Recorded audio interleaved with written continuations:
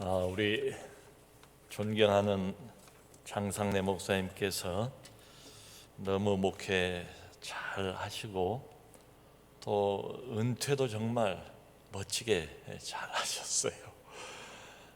그리고 후임 박지원 목사님 물려받으셔서 정말 건강하게 또 바람직하게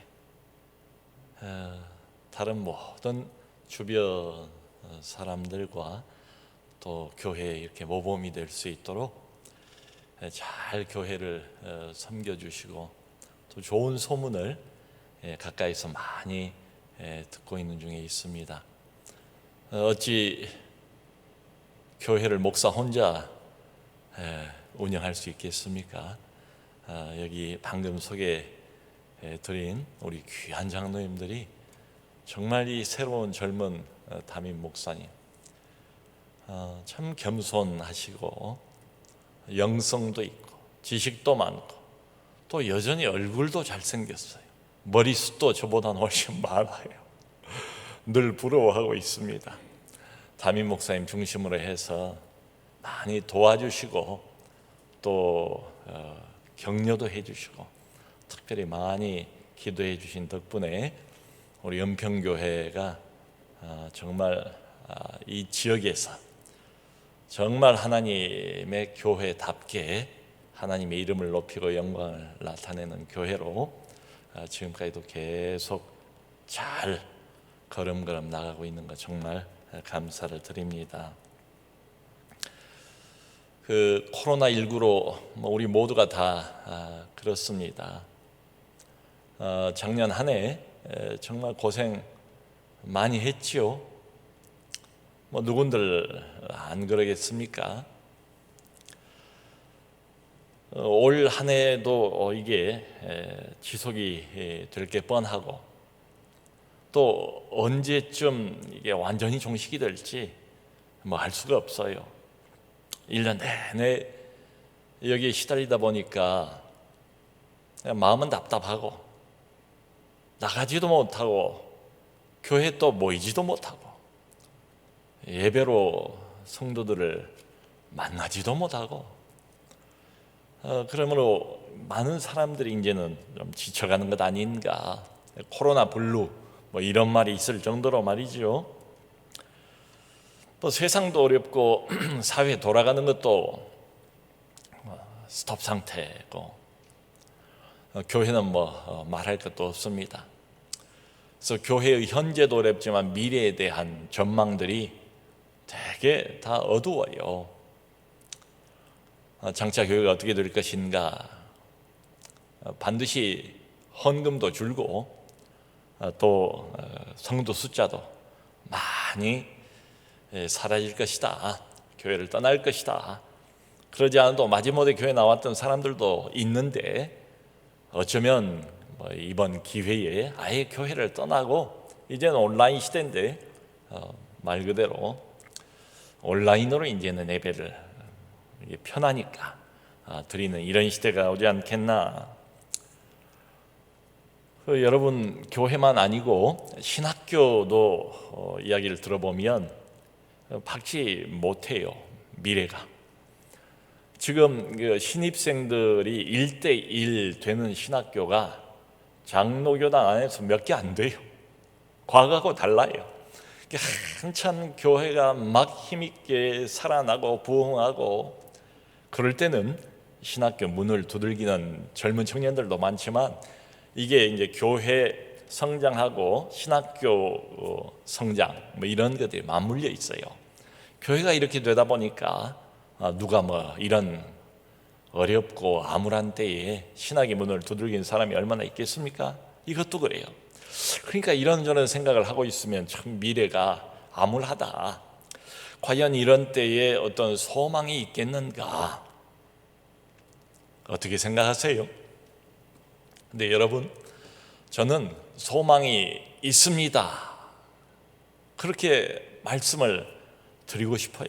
아니, 오늘 이 성경을 보면 그렇게 말할 수 있어요. 그렇게 말해야 돼요.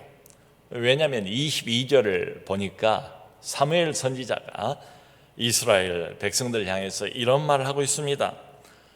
하나님께서 너희를 자기 백성 삼으신 것을 기뻐하신다. 그리고 너희를 하나님께서 자신의 이름을 위해서라도, 그 높고 크신 이름을 위해서라도 결코 버리지 아니하실 것이다. 참 얼마나 소망스러운 말인지 모르겠어요. 그런데 이때 이스라엘의 상황이 소망을 가질 만한 이런 상황이었는가 하면 전혀 아니었습니다. 그 반대였어요. 우상 숭배하고 바알도 섬기고 아스타롯도 섬기고 하나님 말씀과 계명은 무시하고 여전히 안 듣고, 그리고 한 가지 죄악을 지금 더 해놓은 상태입니다.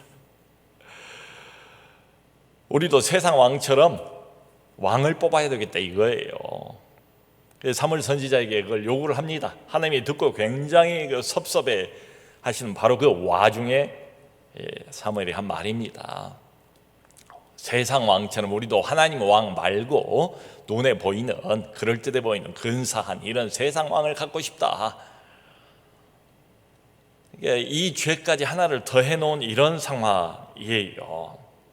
그러니까 하나님께서 지금 이 22절에 이 소망스러운 말씀, 결코 너희를 버리지 아니하실 것이다. 그리고 너희를 백성 삼으신 것을 하나님이 기뻐하신다.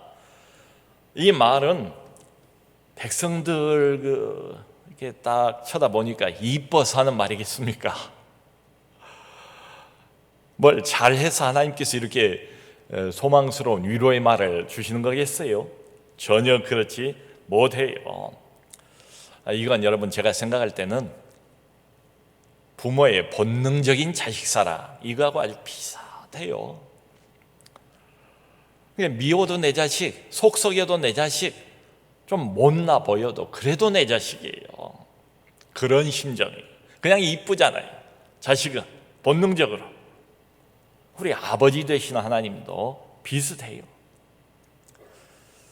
이제 저도 손주가 둘이 있는데요. 우리 이제 첫째 딸 아이가 얼마 전에 또 둘째 손주를 낳았어요. 근데 이 아이가 뭐 부모 눈으로는 그렇죠. 좀 컸다 할지라도 자꾸 이제 아기 때 생각도 나고 이러니까 아직도 느낌은 아기 같은데, 아기가 아기를 이제 낳은 것처럼 느낌이 그래요. 근데 얘가 첫애를 낳고 난 다음에 이제 자기 엄마한테, 저희 집사람한테 그런 이야기를 하더래요. 뭐 신기하기도 하고 첫애니까 참 얼마나 애지중지 그러지 않겠습니까? 근데 이 애가 이 아이를 위해서라면 내가 죽을 수도 있겠다, 이런 생각이 정말 진심으로 들더라는 거예요. 그 이야기를 자기 엄마한테 했는가 봐요. 여러분, 자식에 대한 부모의 심정이 그러지 않습니까? 잘 해주고 자랑스럽고 이러면 뭐 좋지만, 오히려 못하고 못나고 자식이 힘들어하면 그런 자식이 더 마음이 가잖아요. 마음이 더 간절하고 마음이 아프지 않습니까? 그게 바로 부모 심정 아니겠어요? 그러니까 하나님께서 범죄를 목하, 하나님 눈으로 볼 때 여전히 범죄하고 있는 이 자식들을 향하여 버리지 않는다, 너희를. 아니, 오히려 하나님이 자기 백성 삼으신 것을 기뻐하신다라고 말할 수 있는 것은 딱 한 가지 이유밖에 없어요. 하나님 그분 자신의 긍휼, 우리를 향한 절대적인 사랑, 부모의 본성으로부터 자연스럽게 우러나오는 그 변치 않는 하나님의 자비, 인애, 사랑, 이것 때문에 이런 말을 할 수가 있는 거지요. 그런데 여러분, 오늘 여기 성경 본문을 보면 하나님께서 좋은 이야기만 하고 있는 것은 아니에요. 지금 그럴 상황도 아니에요. 그러니까 아까 그 25절을 보면 하나님이 경고의 말씀도 함께 덧붙이고 있습니다. 뭐라고 말씀하시는가 하면 25절에 너희가 여전히 악을 행하면, 계속해서 악을 행하면 너희와 너희 왕이 다 멸망할 것이다. 그대로 내버려 두진 않겠대요.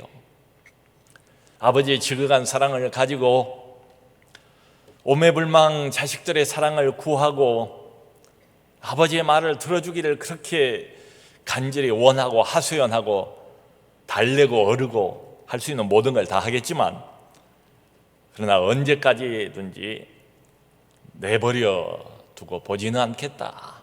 여전히 지금처럼 계속해서 돌이키지 않고 회개하지 않고 계속 악을 행하면 너희가 그렇게 원하는 왕과 너희 백성 모두가 다 망하게 될 것이다. 이런 경고의 말씀을 덧붙이고 있어요.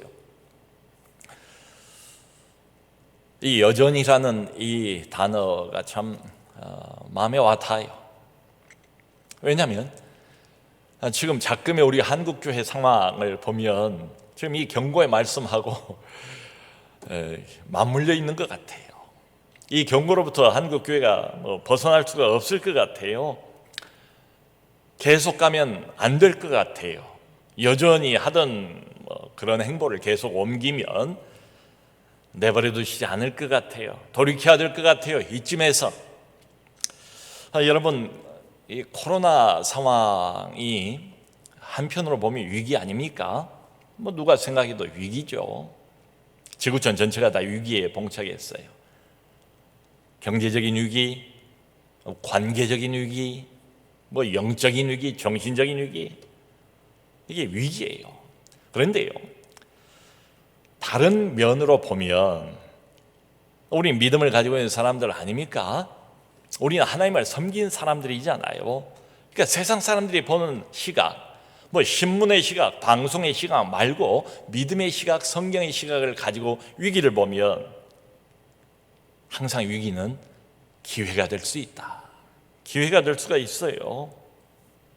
어떤 기회인가 하면 돌이킬 수 있는 기회.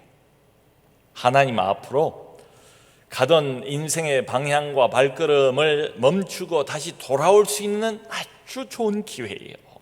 왜 그런가 하면 여러분, 어려움 없고 코로나 오기 이전을 한번 생각해 보세요. 얼마나 대한민국 전체가 다 방만했습니까? 흥청망청했습니까? 부어라 마셔라 먹자판이었습니까? 거칠 게 없죠. 돈 있겠다, 시간 있겠다, 자동차 있겠다. 그냥 놀러 다니느라고 바쁘고 정신없이 그렇게 살았잖아요. 그런데 코로나가 이렇게 딱 와서 모두가 직격탄을 맞았어요. 그러니까 이 코로나 때문에 사상 초유의 그야말로 사태, 사건 아닙니까? 모든 게 다 흔들려요. 예전 같지가 않아요. 기존의 것들이 다 흔들리고 다 무너지고 이러잖아요. 평소 같으면 우리를 고치기 어려워요. 잘 나가고 있는데 어려움 없는데 왜 고쳐요? 왜 바꿔야 돼요? 왜 불편하게? 그리고 그럴 생각도 별로 안 나요. 근데 어차피 모든 게 흔들리고 예전 같지 않고 다 무너지고 기존의 것들, 우리가 알고 있던 것들 달라지는 거예요. 이럴 때야말로 바꾸기가 참 쉬워요. 내 인생의 좌표 점검해보고 내 영적인 좌표가 하나님 앞에서 어딘가를 다시 한번 직시하고, 하나님이 그렇게 하라고 기회를 주셨다고 나는 생각을 해요.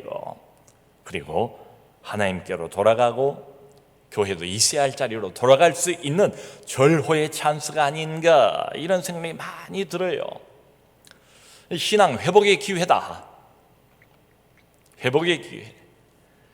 원래 있어야 하는 자리로 돌아갈 수 있는 회복의 기회. 하나님께서 특별히 우리 지도자들에게 저는 그걸 부탁하시는 것 아닌가, 하소연하시는 것 아닌가. 교회를 짊어지고 앞장서 가고 있는 우리 목회자들, 그리고 우리 장로님들, 여전히 과거의 행보를 계속하면 안 된다. 경고의 음성도 좀 들어보고 이번 기회에 한번 나를 고쳐보고 우리 한국교회 회복, 신앙 회복 이런 이야기를 많이 하는데 어디서부터 시작을 해야 되겠는가? 대답은 성경에 이미 나와 있습니다. 나 자신을 점검하고 진심으로 회개하고 진정으로 살아계신 하나님 앞에서 나를 반성하고 돌이키는 것으로부터 시작을 할 수가 있지 않겠나. 여러분 기억을 하시겠습니다마는 2007년도지요. 2007년도에 어게인 1907 커다란 한국교회 모두의 타이틀 아니었습니까? 어게인 1907년. 1907년이 평양 장대현 교회에서 우리 한국교회가 최초로 부흥을 경험했던 해 아닙니까? 100년이 된 거예요. 2007년도가. 그래서 이제 다시 참 찬란했던 한국교회의 그 부흥의 은혜, 폭포수처럼 쏟아져 내려왔던 성령의 기름 부으심이 침체해버리고 그리고 지탄을 받고 있는 우리 한국교회 회복의 계기가 될 수 있기를 간절히들 바라지 않았습니까? 참 그때 어게인 1907 이걸 표방을 하면서 여러 집회도 있었고 컨퍼런스도 있었고 한국교회에 대한 우려나 걱정이 그때도 많았거든요. 많은 시도들이 있었고 그랬어요. 그런데 그 2007년도 7월 달에 그 상암동에 있는 월드컵 경기장에서 우리 한국교회 전체 교단 다 뛰어넘어서 연합으로 큰 집회를 며칠 열었습니다. 7월 달에 한참 더울 때예요. 근데 그때 마지막 강사로 등장하신 분이 누군가 하면 돌아가신 고 옥하는 목사님이 있어요. 옥하는 목사님. 그분이 요한계시록 3장 1절로 3절 말씀을 가지고 설교를 하셨는데 제목이 주여 살려주시옵소서. 이게 제목이에요. 제목이 좀 심각하지요. 주여 살려주시옵소서. 그 요한계시록 3장 1절로 3절이 4대 교회에 대한 이야기입니다. 4대 교회를 향해서 부활하신 주님께서 내가 살았다 하는 이름은 가지고 있으나 실상은 죽은 자로다. 하나님 앞에서 내 행위의 온전함을 찾지 못하겠으니 그러므로 회개하라. 아주 단도직입적으로 4대 교회를 향하여 하나님께서 부활하신 예수께서 경고하시는 그게 성경 본문의 내용이에요. 그 말씀을 가지고 설교를 하시는데 이분이 돌아가시기 한 3년 전입니다. 몸이 별로 좋지 않을 때요. 한참 토병하고 지치고 힘들어하시고 이럴 때 어떤 사명감을 가지고 한국 교회를 위해서 마지막이다 하는 심정으로 거기에 서신 것 같아요. 설교를 하시는데 그냥 절규를 하시는 것 같아요. 주야, 이놈이 죄인입니다. 이놈이 한국교회를 이렇게 만든 장본인입니다. 주여 살려주시옵소서. 한국교회를 살려주시옵소서. 그냥 자기 가슴을 치면서 목이 터져 나오는 것처럼 절규하듯이 부르짖으면서 주야, 이놈이 죄인입니다. 한국교회를 이렇게 만들어버린 이놈이 장본인입니다. 그 강단에서 그 어른이 그렇게 회개하면서 절규하던 그 모습이 지금도 남아있어요. 여러분, 그 뒤로 14년이란 또 적지 않은 세월이 흘렀습니다. 상황이 나아졌는가? 달라졌는가? 그렇게 보이진 않아요.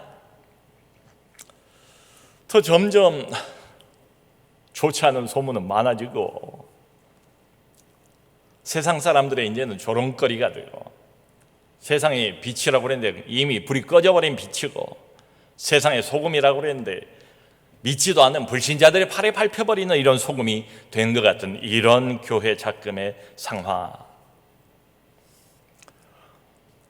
지도자부터 영적 리더라는 사람들부터 목사인 나부터 그리고 할 수 있으면 함께 교회를 섬기고 있는 우리 장로님들부터 하나님께서 요구하시지 않겠는가? 회개를, 책임을 맡기시고 권한을 주셨지만 동시에 하나님께서 묻지 않으시겠는가? 그래서 꼭 먼저 우리가 생각할 것은 이 말씀인 것 같아요. 여전히 악을 계속해서 행하면 너희와 너희 왕이 다 멸망하리라.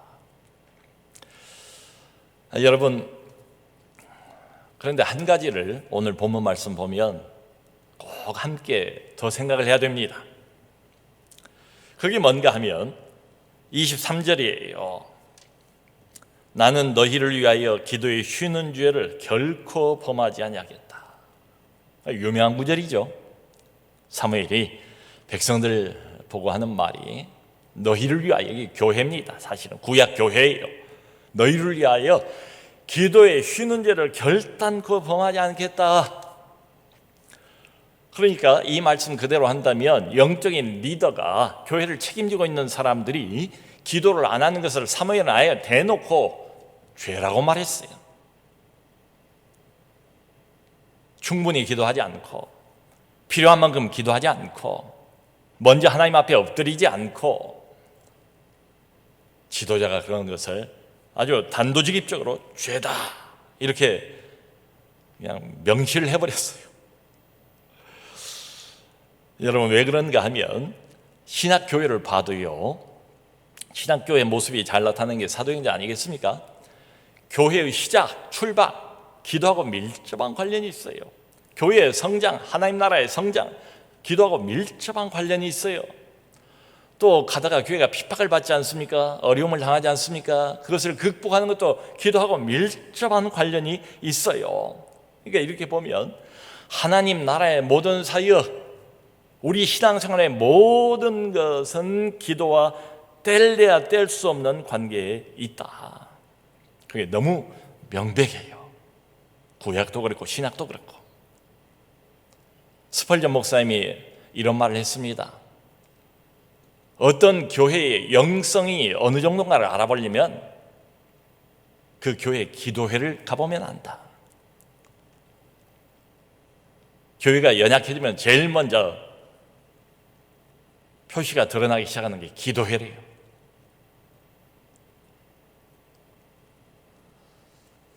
그 현대 교회는 기도가 점점 더 약해져가는 것 같아요. 얼마 전에 이제 우리 노회에서 장로 후보 되신 분들 모시고 교육을 시키는 시간들이 있어요. 저도 이제 그 중에 한 파트 예배 모범이라는 걸 맡아가지고 같이 좀 나누는 시간을 가졌는데요. 그날 아마 마음이 간절했던 것 같아요. 뭐 여러 가지 것들 말씀을 드릴 게 많았는데 너무 많은 시간을 우리 장로님들, 이제 장로 되실 분들, 이제 다 되셨어요. 은평교회도 계십니다. 장로 되실 분들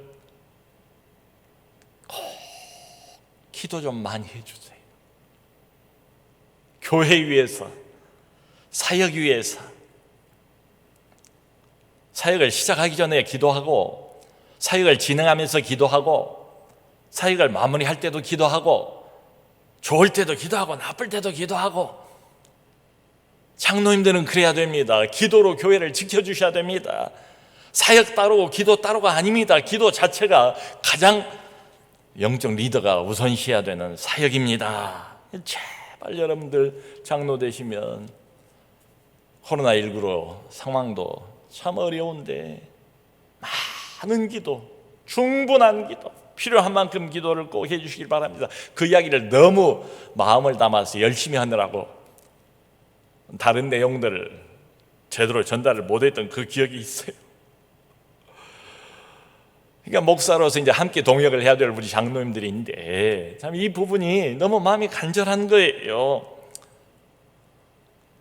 제가 이제 영국에서 좀 오래 있었어요. 그래서 공부도 하고 목회도 하고 생각보다 이제 올해 한 12년을 있다가 이제 한국으로 돌아왔죠. 2002년도에 왔는데 와서 이제 한국 교회를 보니까 뭐 다른 건 모르겠어요. 근데 이게 정말로 달라졌구나 하는 게 탁 짚히는 게 하나가 있더라고요. 눈에 띄는 게 하나가 있더라고요. 이미 그때만 해도 벌써 거의 대부분의 교회들이 금요 철야가 없어져 버렸어요. 제가 영국 가기 전에는 제가 이제 여기서 전도사, 강도사, 뭐 부교육자 다 했거든요. 그때하고 이제 이게 확연하게 달라졌더라고요. 뭐 저희 교회도 이미 그때 보니까 금요 그냥 저녁 기도회, 뭐 심야 기도회 이 정도지, 예전처럼 밤을 꼴딱 새우면서 새벽 예배까지 금요 철야가 대부분의 교회들이 다 없어져 버렸어요. 여러분, 그렇게 생각을 제가 하려고 해서 그런지는 모르겠으나 그거하고 교회를 같이 하면서 한국교회는 날개 없는 추락을 계속해 오고 있다. 한국교회 침체는 계속 이어지는 거예요. 기도가 점점 약해지는 것 같고 한국교회 자체가 약해지는 게 이렇게 정비례 관계 아닌가. 일전에 어떤 목사님을 만났는데 그 목사님이 저를 보고 그런 말씀을 하세요. 금요 기도회를 폐지를 했대요. 제가 이제 놀라서 목사님 왜 그러셨어요? 그랬더니 모이질 않아서 어쩔 수 없이 그랬대요. 참 이해는 가지요. 이해는 가지만 한편으로 그런 생각이 들어요. 과연 양보해도 되겠는가? 뭐 우리 성도들 편의를 할 수만 있으면 많이 봐드려야지요. 소통이 중요하지 않습니까? 성도들을 불편하게 하면서까지 뭐 억지로 끌어가기는 어렵잖아요. 성도 입장에 있어서 많이 교회가 또 고려를 해야 될 겁니다. 그런데 저는 그런 생각이 들어요. 양보할 게 따로 있지 않은가? 양보할 게, 내놓을 게, 포기할 게, 한 사람이 모이든 두 사람이 모이든 뭐 사모하고 나하고 둘만 주구장창 앉아서 기도를 한다 할지라도 여러분, 기도를 양보하면 되겠습니까? 기도회를 포기할 수 있나요? 이 기도는 성경을 보면 해도 좋고 안 해도 좋고 뭐 이런 건 아니잖아요. 교회의 존폐하고 관련되어 있는 게 바로 이 기도예요. 성경을 보면 기도는 성령의 불씨입니다. 불씨라고요. 불씨가 살아있어야, 지금은 못 모이지만 나중에 모이더라도 불씨는 살아있어야 하잖아요. 불씨가 살아있어야 모이더라도 금방 불이 붙을 거 아닙니까? 성령께서 교회를 확 불질러 놓기 위해서 꼭 필요한 재료가 뭐냐? 이 기도예요, 기도.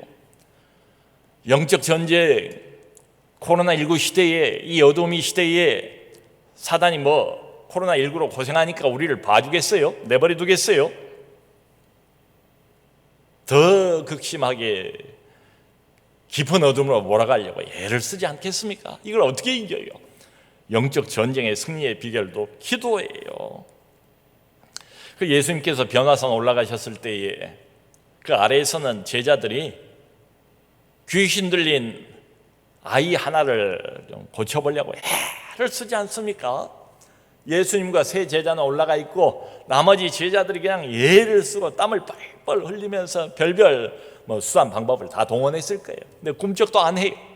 예수님께서 내려오셔서 귀신을 다 쫓아내 주신 다음에 궁금해하는 제자들이 물어보잖아요. 주님, 우리는 어찌 못 쫓았습니까? 주님이 딱 한마디를 하세요. 이런 유는 뭡니까? 기도와 금식 외에는 절대로 나갈 수 없다. 이런 유, 악한 영, 더 센 영, 기도와 금식 외에는 안 된다. 겟세마네 동산에서는 또 그런 교훈을 주시지 않습니까? 잠들어 있는 제자들에게 시험에 들지 않게 깨어있어 기도하라, 기도하라. 사도 바울은 에베소 6장 18절에서 이렇게 요구를 해요. 항상 성령 안에서 기도하고 이를 위하여 항상 깨어 구하기를 힘쓰라. 항상 힘쓰라. 여러분, 기도는 그저 자동적으로 되지 않아요. 그러니까 바울이 종종 뭐라고 표현을 합니까? 힘쓰래요. 기도하기를 항상 힘쓰라, 항상 힘쓰라. 특별히 영적인 리더, 우리 장로님들, 우리 목회자들은 이건 가장 우선적인 필요해요. 교회의 필요, 내 개인적인 필요이기도 하지만 교회의 필요해요. 여러분, 우리의 힘으로 코로나 상황을 이길 수 있나요? 불가능하지요. 이길 수 없어요. 이 상황이 어떻게 전개될지, 교회가 또 어떤 일을 만나게 될지 아무도 몰라요. 이걸 어떻게 끌고 갑니까? 어떻게 사역을 감당할 수 있습니까? 아니, 사역 현장조차도 지금 주어지지 않는 이런 마당에, 사람도 못 모이는 이런 마당에, 사상 초유의 이런 시간들을 우리가 어떻게 배겨낼 수 있습니까? 기도밖에 없어요. 저는 우리 교우들에게 그래서 가끔 그런 말을 해요. 자꾸 이제 정부에서 언택트 만나지 마라, 비대면이다 이런 말을 하니까, 사람하고는 언택트지만 하나님하고는 컨택트입니다. 그 얼마나 좋아요. 표가 딱딱 들어맞잖아요. 사람하고는 언택트 잘 됐어요. 사람 만나면 뭐 하는 게 뭐겠습니까? 잘못하면 죄만 짓고, 잘못하면 남의 흉만 보고, 잘못하면 여기저기 먹으러만 다니고, 하나님은 까맣게 잊어버리고, 사람하고는 안 만난 대신에 하나님하고는 좀 더 깊이, 좀 더 풍성하게, 골방져 깊이 좀 들어가는 시간이 되면 좋잖아요. 기도가 필요해요. 기도가. 특별히 영적 리더, 우리 귀한 장로님들, 참 은평교회 장로님들은 품성도 좋으시고 교회 사랑하는 마음이 지극하시고 또 많이 기도하시는 장로님으로 제가 알고 있습니다. 기도가 필요해요. 어려울 때는 더 기도가 필요해요.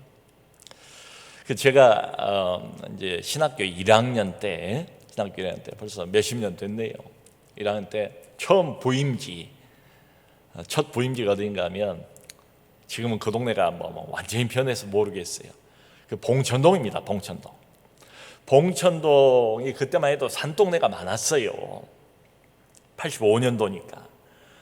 봉천동 그 산동네에 이제 이렇게 쭉 올라가는 길이 있는데 그걸 아리랑곡이라고 불렀습니다.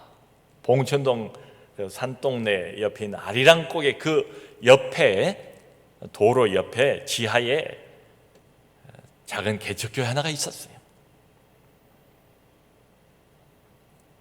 거기가 첫 부임기였습니다. 아주 우리 목사님 덩치가 90kg가 훨씬 넘어요. 아주 거구예요, 거구. 성격이 아주 불같으신 목사님이세요. 사랑도 많고. 그런데 어느 날 새벽 기도를 이제 교회에서 이제 드리고, 근데 그 교회가 어떤 교회인가 하면, 이제 계단 올라가면 바로 도로, 교회에서 창문 너머로 바라보면 산 동네예요. 그야말로 전형적인 타닥타닥 붙어있는 판잣집 붙어있는 그런 산 동네예요. 그런데 그때만 해도 여기저기에 대나무 깃발이 많이 솟아있는 동네였어요. 이게 다 점집입니다. 점집. 왜 가난하고 좀 못 살고 이랬을 때는 그런 게 많았잖아요. 산동네 그런 교회예요. 근데 어느 날 새벽 기도를 이렇게 끝내고 개인 기도를 하는데, 그 우리 목사님께서 이제 소리가 들리는 거예요. 사람이 많지 않으니까. 뭐라고 기도를 하시는가 하면, 하나님 우리 김 누구 집사님 집에 쌀이 다 떨어졌습니다. 하나님 쌀을 주세요. 쌀독에 쌀을 부어주세요. 하나님 우리 교회 이 집사님 그 집에 연탄이 다 떨어졌습니다. 날씨는 춥고 아이들도 지금 어린데 주여 연탄을 공급해 주옵소서. 연탄을 공급해 주옵소서. 참 눈물이 나더라고요. 몇십 년이 지났지만 그 기도, 그때 그 목소리가 아직도 남아있어요. 저게 목회자구나. 목회는 저런 거구나. 가난한 성도 겨울이 돼가지고 연탄불을 제대로 떼고나 사는지 밥이나 끓여 먹고 사는지 그걸 다 알고 있는 거예요. 이분이 성격은 불같아도 그 불같은 성격으로 또 불같은 사랑을 가지고 교인들이 이렇게 품는 그 모습을 보면서 참 마음속에 깊은 감동이 있었습니다. 성도를 위해서 리더가 마음을 담아서 기도하는 그 모습. 제가 런던에 있을 때 이제 그 전임 목사님께서 은퇴를 하셨어요. 또 IMF쯤 해서 IMF 지나고 바로 은퇴를 하셨어요. 그러니까 제가 이제 그 교회를 물려받았을 때가 IMF의 어려움이 가시지 않을 때예요. 그 여파가 있을 때입니다. 근데 섬기던 교회가 주로 모인 사람들이 주재원 그리고 유학생들이에요. 영국에서는 적지 않은 한 200명 좀 넘는 이제 이런 성도들이었는데요. 참 괜찮았어요. 유학생들 주재원들이 있으니까 사는 것도 넉넉들 하시고 모이면은 또 교제하고 말씀 나누고 참 소그룹도 이렇게 참 재밌게 운영을 해가면서 참 교회가 훈훈하고 좋았습니다. 그런데 이제 IMF 된 거예요. 그러니까 주재원으로 나왔던 사람들이니까 매주마다 인사를 하고 한국으로 다 돌아가요. 한 가정 아니면 어떨 때는 두 가정. 근데 그 자리가 비는 거예요. 계속해서. 예전 같으면 이제 이분이 이제 한국으로 돌아가시면 또 다른 분이 주재원으로 오신단 말이에요.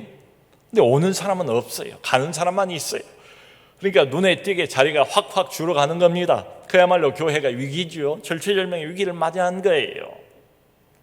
고민도 되고 이걸 어떻게 해야 되나 걱정도 되고 그러다가 저는 한국에서 기도회를 다 경험을 해보지 않았습니까? 금요철야도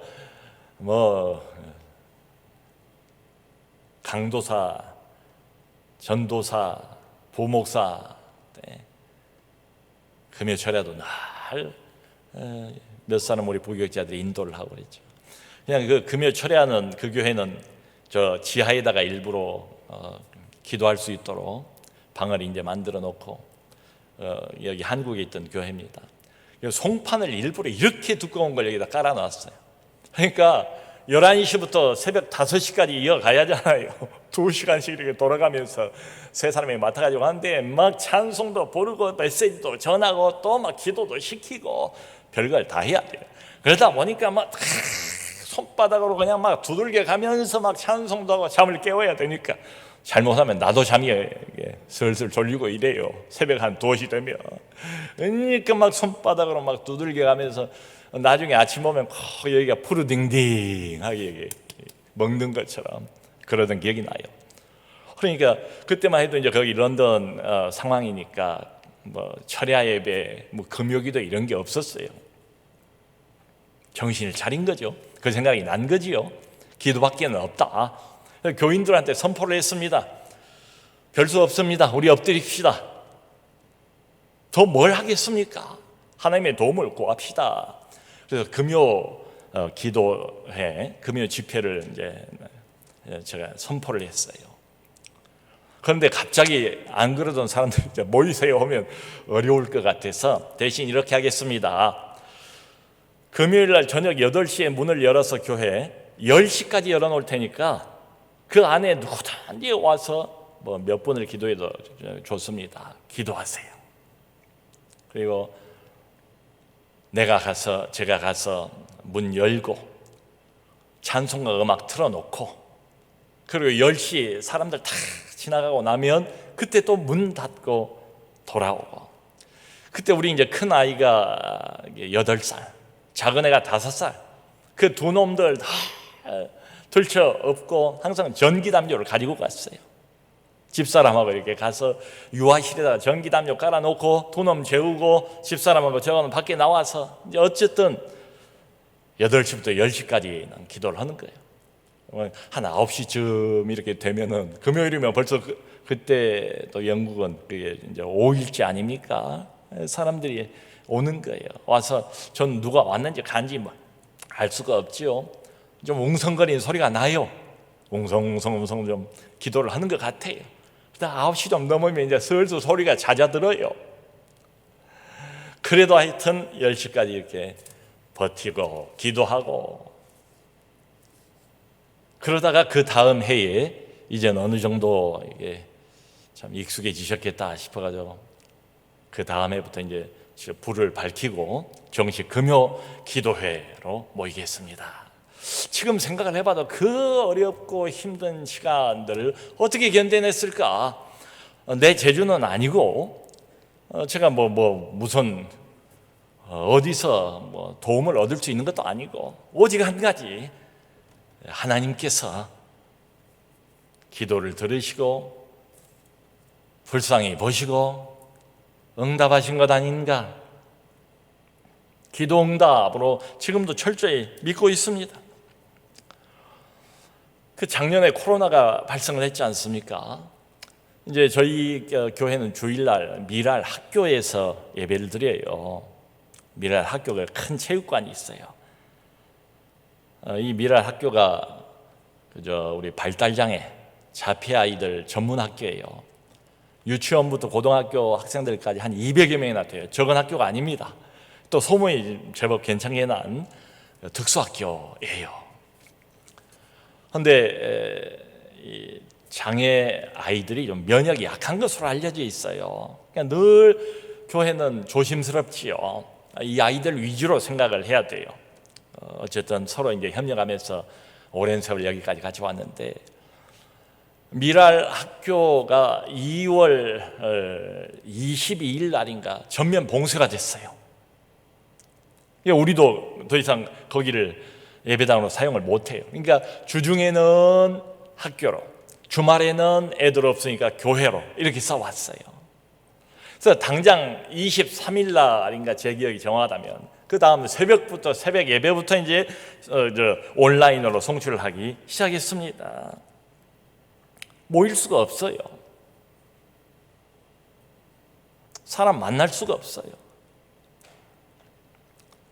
이걸 어떻게 할까 고민을 하다가, 여러분 말씀드린 것처럼 기도에 불신은 살아있어야 되지 않습니까? 성령의 불신 살아있어야 되지 않겠습니까? 누가 이럴 때 불씨가 되어야 되겠습니까? 아무래도 영적인 리더 아니겠어요? 우리 목사님들에게 그렇게 이야기를 했습니다. 우리 다 결심하자. 결심문을 썼어요.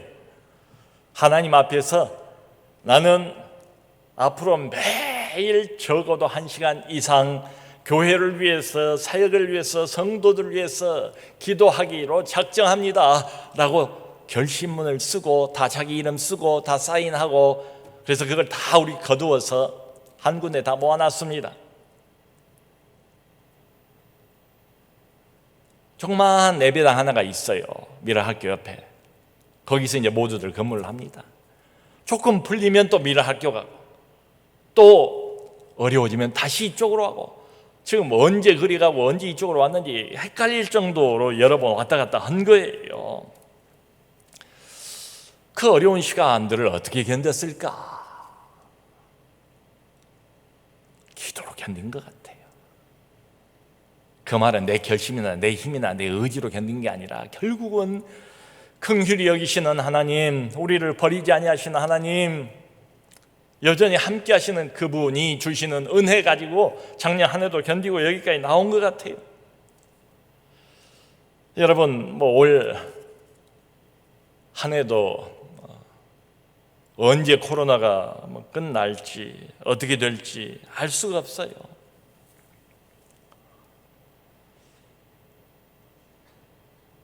여러 번 위기 상황이 있었는데, 참 때로는 저도 정신이 아득해져요. 이걸 어떻게 해야 되나. 이게 별 수가 없어요. 기도하는 거 말고는. 기도가 그거 아닙니까? 나는 못하지만 하나님은 하실 수 있지 않습니까? 주여 도와주옵소서, 불쌍히 여겨주옵소서. 그러니까 새벽마다 기도하고 금요일마다 기도하고, 급할 땐 낮이나 밤이나 그냥 생각만 나면 기도하고.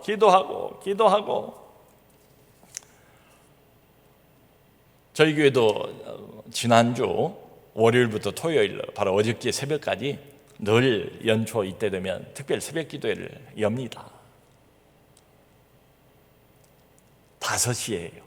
원래 새벽 기도는 5시 반인데 특별 새벽 기도 할 때는 또 와서 이제 끝나고 또 뭐 좀 잠깐 먹고 직장 가야 할 분들도 있으니까. 근데 지금은 모이지 못하잖아요. 그냥 온라인으로 한 거예요. 5시에 새벽 기도회를 열었습니다. 한 주간 내내 새벽 3시에 일어났어요. 다른 때는 그렇게 안 했어요. 근데 지금 어려운 때잖아요. 모임이 따로 없잖아요. 오직 한 가지 은혜를 전달하는 통로가 있다면 온라인 이거 하나밖에 없잖아요. 그러니까 그 시간에 일어나서 교회 가서 1시간이라도 좀 기도하려고.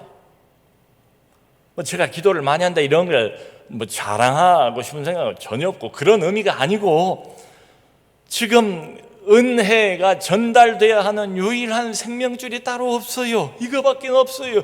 그러니까 주여 불쌍히 여겨 주옵소서, 주여 살려 주옵소서, 그야말로 주여 말씀해 주옵소서, 놓치지 말고 만져 주옵소서, 회복시켜 주옵소서. 특별 새벽 기도 기간 지나면서 하나님의 음성도 듣게 하시고 갖고 있는 문제도 해결해 주시고 주여 역사하여 주옵소서, 성령의 기름을 부어 주옵소서. 그 기도 1시간이라도 하려고. 사랑하는 우리 장로님들, 여기까지 은평교회 정말 마음을 담아서 섬기시고 담임 목사님 사랑해 주시고 아껴 주시고 최선을 다해서 지켜주신 것 너무 잘하셨어요. 나중에 하늘나라 가면 하나님이 반드시 칭찬하시고, 여기서 내가 고생하고 희생하고 남 모르게 교회를 위해서 기도 많이 한 것도 하나님이 다 기억하실 거예요. 다 받으실 거예요. 그 수고와 노고와 헌신을 하나님이 다 알고 계십니다. 근데 꼭 한 가지 제가 새해 벽두에 드리고 싶은 것은, 늘 해오셨지만 특별히 어려우니까 더 좀 많이 기도하는 한 해, 모든 어려움을 기도라는 용기 안에 다 담고 기도로 다 녹여버리는 이런 한 해. 어떤 어려움이 있어도 하나님이 돌아가신 거 아니잖아요. 하나님이 이 교회를 외면하신 것도 아니잖아요. 하나님이 우리를 떠나신 것도 아니잖아요. 여전히 하나님이 함께 계시잖아요.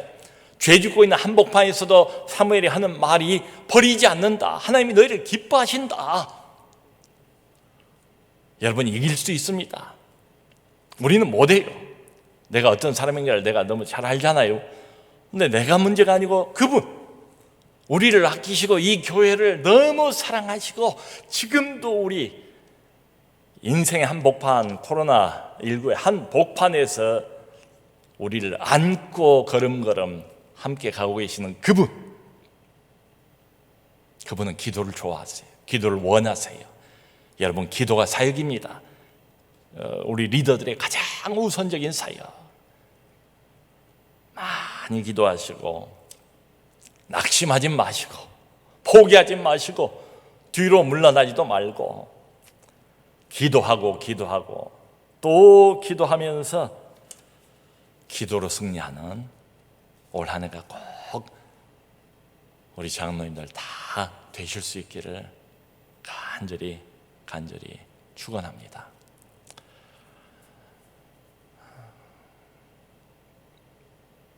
오히려 어려운 시간들을 보내면서 영적인 리더이신 장로님들의 뜨거운 기도, 불붙은 기도. 아이고, 우리 장로님 이전과는 다르네. 기도가 다르고 영성이 다르네. 하나님을 새롭게 발견하시고, 그렇게만 되면 아마 지금까지와는 훨씬 다른 교회를 향한 하나님의 축복, 내 인생을 향한 하나님의 축복이 반드시 있을 줄로 믿습니다. 기도 많이 하시고 응답도 많이 받으신 한 해 되시기를 주님의 이름으로 축원합니다. 기도하겠습니다. 살아계신 하나님 아버지, 오랜 세월 동안 우리 은평교회를 사랑해 주심을 너무 감사합니다. 귀한 영적 리더들을 많이 주께서 사용해 주신 것 감사합니다. 특별히 우리 귀하고 하나님 너무 기뻐하시는 우리 장로님들, 여러분들을 세우시고 또 중요한 교회 일들을 맡겨주신 것도 감사합니다. 오지도 가지도 모이지도 못하지만 주여 기도가 살아있는 교회 되기를 원합니다. 먼저 하나님 앞에 엎드리는 영적 리더인 우리 장로님들 되기를 원합니다. 주여 기도하는 교회로 지금까지 여기까지 인도해 주셨는데 특별히 우리 영적 리더 되신 장로님들 위에 기도의 영을 부어 주옵소서, 성령을 부어 주옵소서, 하늘문 열어 주옵소서, 하늘의 풍성한 성령의 기름을 기도할 때마다 부어 주시고 장로님들의 기도를 통해서 많은 성도들이 위로받게 하시고 문제들이 해결받게 하시고 교회가 더 살아나게 하시고 성령의 불길이 더 뜨겁게 솟아 올라오는, 그래서 희망을 갖는, 그래서 교회가 더 부흥하는, 힘이 있어지는 그런 2021년 되도록 도와주옵소서. 예수 그리스도 이름으로 감사하고 기도하옵나이다. 아멘.